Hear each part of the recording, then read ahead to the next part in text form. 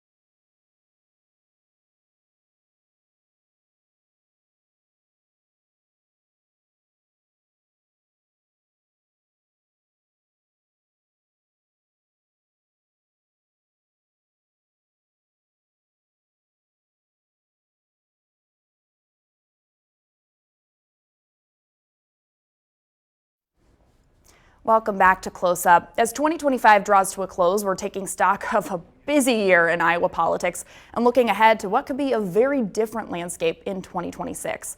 Lucky for us, because there's a lot of ground to cover, we have KCCI political analyst Dennis Goldford with us this morning. Dennis, thanks for being here. Always a pleasure. Well, it looked on paper like 2025 was going to be a maybe boring off year, and then the year passed and Iowa politics kind of looks completely different. When you think back over this past year, what are maybe some of the defining moments that stick out to you? I think what we're seeing in Iowa politics is a kind of reshuffling and shift in terms of office holders, as we've talked about. Again, 2024, we've talked about before, was fairly dull year for Iowa. Other, presidential election, and all 4 members of the House of Representatives were subject to re-election, and the Iowa legislature, half the Senate, the whole House. But it was really relatively quiet. 2026 will be the Super Bowl of Iowa politics, and 2025 is the lead up to that. Now, we saw in 2025 Governor Kim Reynolds kind of set off a political earthquake when she announced that she was not going to run for, re-election, even though she, wasn't necessarily a lame duck this past legislative session. How did that decision immediately kind of change the behavior inside the party and across the state? Well, with her decision not to run again, of course, that opens that office. We haven't had an open governor's race really for quite some time, which means there's no incumbent running, of course. And this gives all the other major office holders around the state, on the Democratic side, for example, Rob Sand, among others. On the Republican side, certainly a couple of congressmen thinking about it, and others. So they're deciding what's their next career step. Now, politically, of course, it's a difficult situation when you announce that you're not going to run for re-election. On the one hand, you don't want to say nothing and then leave your party in the lurch. For example, when President Biden dropped out in the middle of the 2024 race, that left the Democrats scrambling, of course. And so nobody of any party wants to do that. On the other hand, when you announce that you're not running again, whether you like it or not, you immediately become a lame duck. People start to look beyond you. You may still carry a little political weight, but you're not going to be on a ballot with anybody again, able to activate your supporters who say, by the way, while you're voting for me, vote for or against somebody else. You can't do that anymore. Right. Which is going to set up a really interesting 2026 at the state level, even while we talk about all the crazy things happening with the midterm election. But still reflecting on 2025, there was the political earthquake when Reynolds said she's not running for re-election, and then another bombshell when Senator Joni Ernst said she's not running for re-election. Just how rare is it to have both an open Iowa governor's seat and a U.S. Senate seat? If my research is correct, and I did a quick look at that, I think it's been since 1968, wow, when Iowa, before certainly a lot of us were around here, when Iowa had an open Senate seat, U.S. Senate seat, and an open governor's seat. So that's what, 32 and 26, if you count that. That's 58 years. That's quite a long time. So this is very unusual, but is it something that's a sign of something wrong? No, it's just coincidental. And it also kind of triggered a chain reaction. Right. Ashley Hinson, who represents Iowa's 2nd Congressional District, announced she's running for the open Senate seat. Randy Feenstra, who represents Iowa's 4th Congressional District, announced he's running for governor. So now we have all of these openings and dominoes starting to fall. Mm-hmm. How unusual is this kind of political musical chairs? Well, Iowa's a fairly stable state politically. You don't have this kind of change across the board that often. Your term chain reaction is a good term for that, because if you're going to vacate one seat to run for a higher seat, then that encourages people to jump in the fray for that lower level seat. So we have a lot of interesting races this next year.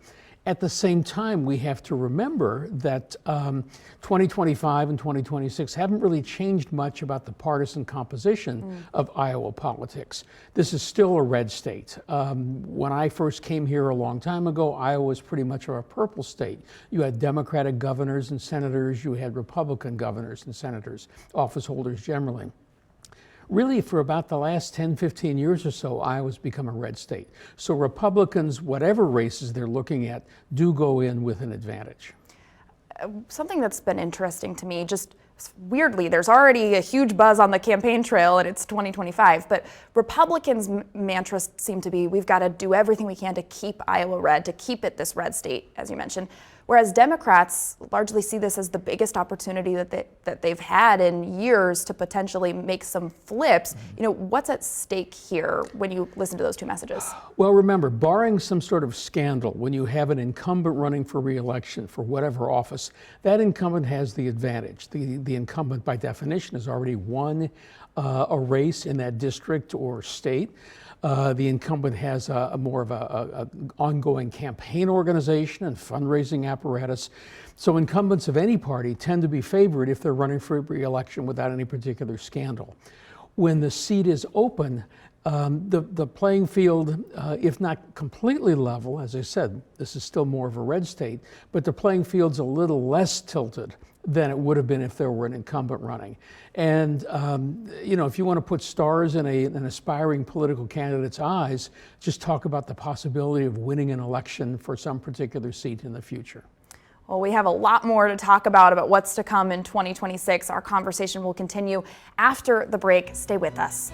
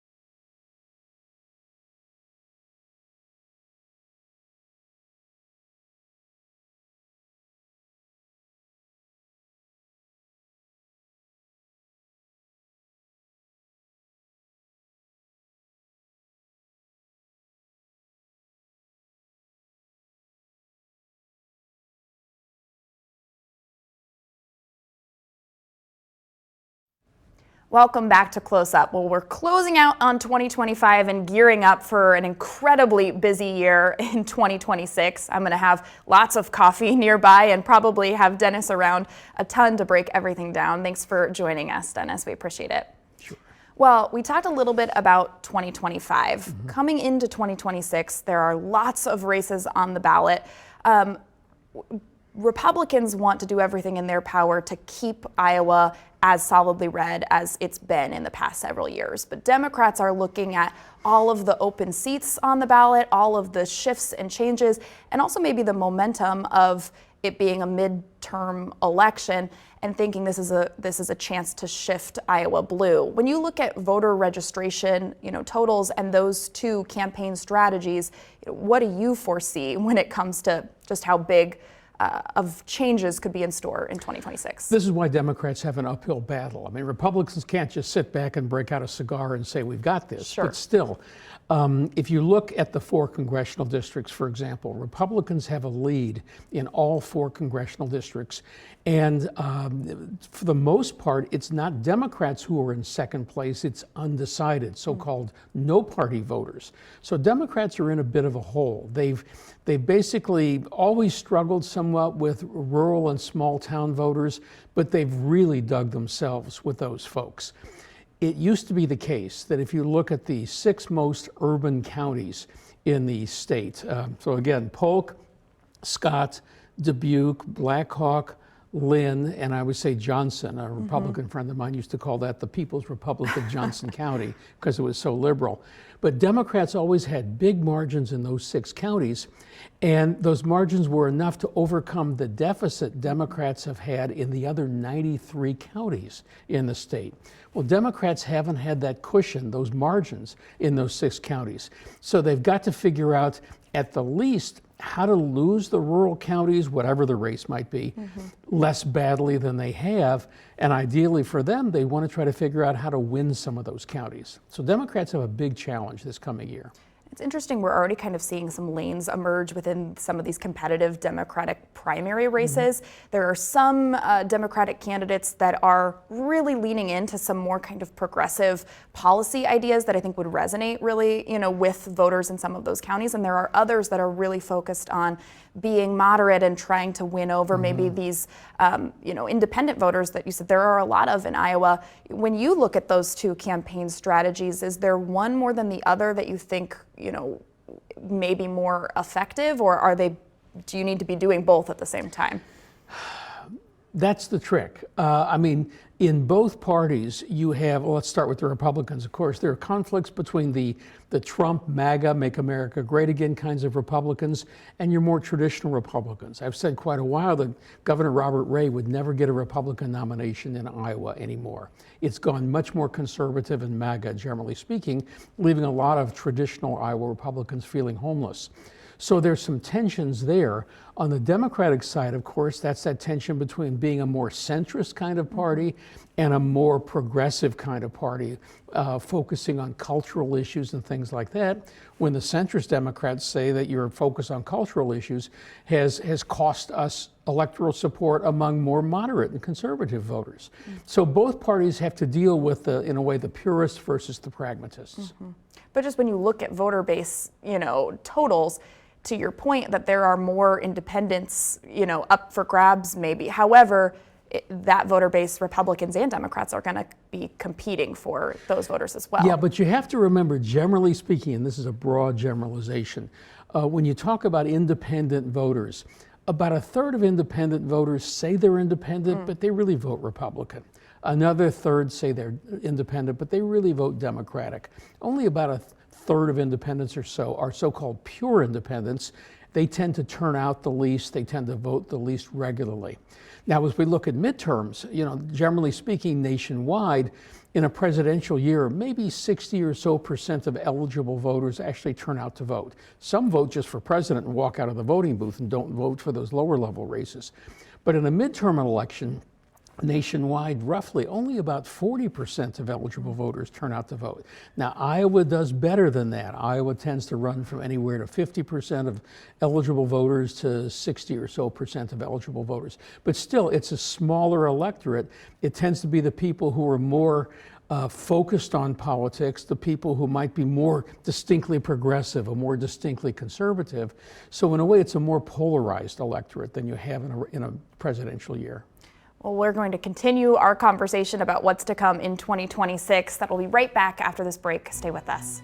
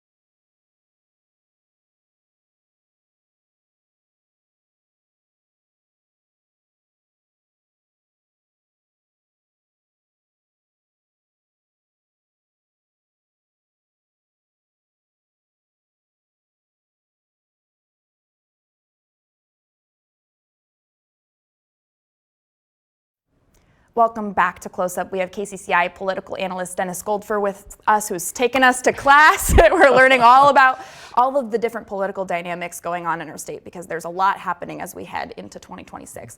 We've talked a lot about the stakes for the midterm elections with U.S. House races and Senate races, to come in 2026.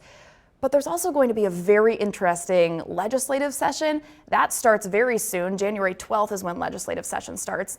Dennis, we will have a lame duck governor in Kim Reynolds leading the session. We'll also have some new House and Senate leadership and a lot of issues that were kind of unresolved from the last session bleeding over. What do you make of all this? Well, the governor certainly wants to do something about property taxes. She hasn't been able to get the legislature to do that for the last couple of sessions. Everybody complains about property taxes, but of course they pay for the snowplows that we're dealing with a lot so far this winter, among other things. And of course there's the eminent domain issue, which in some ways has split some of the Republicans, certainly in Northwest Iowa, in that particular area.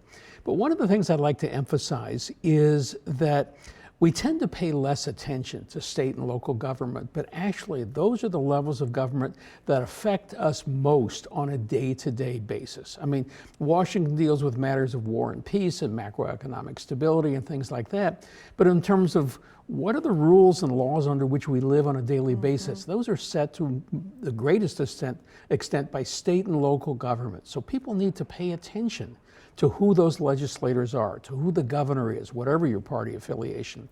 Now, the question with a lame duck governor is, will she try to hold on to a commanding role in steering the agenda, or will some other members of the Republican parties come to the fore and stake their claims to leadership, even if it isn't in the governor's mansion? So that will be very interesting to see, not just for 2026, but for the future of Iowa state politics. Absolutely. We know so much happens at the state level too, so we're dialed into all of the policy changes that could happen this 2026 You'll legislative be a busy session. lady. Absolutely, and as will you, because we're going to have you back here, Dennis. Thanks for joining us this morning. We really appreciate it. It's my pleasure. Well, thank you for joining us as well. Have a great day. We'll see you back here next Sunday.